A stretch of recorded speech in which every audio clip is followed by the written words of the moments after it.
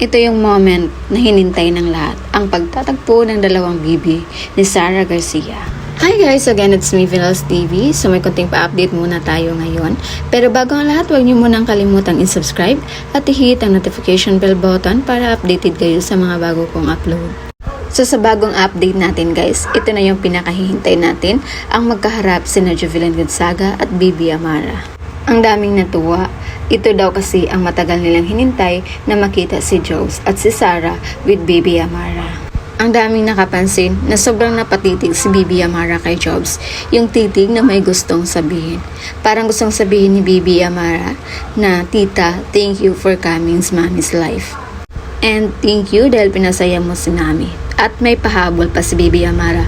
Wag daw sila magpapapikto sa mga bashers. Pero by the way guys, may napansin ako kay Bibi Amara. At her age kasi, nanginilala pa yan. Lalo na at parang stranger pa sa'yo ang isang tao, like ngayon mo lang nakita or bihira mo makita. But when it comes to Jobs, kitang-kita yung reaksyon na parang hindi bago sa kanyang paningin si Jobs. Parang matagal niya itong nakita or hindi niya ito first time na nakita.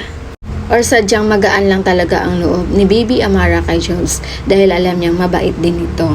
At ito ba yung sinasabi ni Jobs sa kanyang Instagram account? Nagulatin mo yung mga tao sa inyo, iuwi mo ako. Pero in fairness, hindi naman nagulat ang mga tao sa bahay ni Sara. Tuwang-tuwa pa nga ito. Tayo lang mga fans ang nagulat dahil nakita natin na magkasama na ang tatlo. So yun lang muna yung pa-update natin guys. Again, this is Vinals TV. Thank you for watching and have a nice day.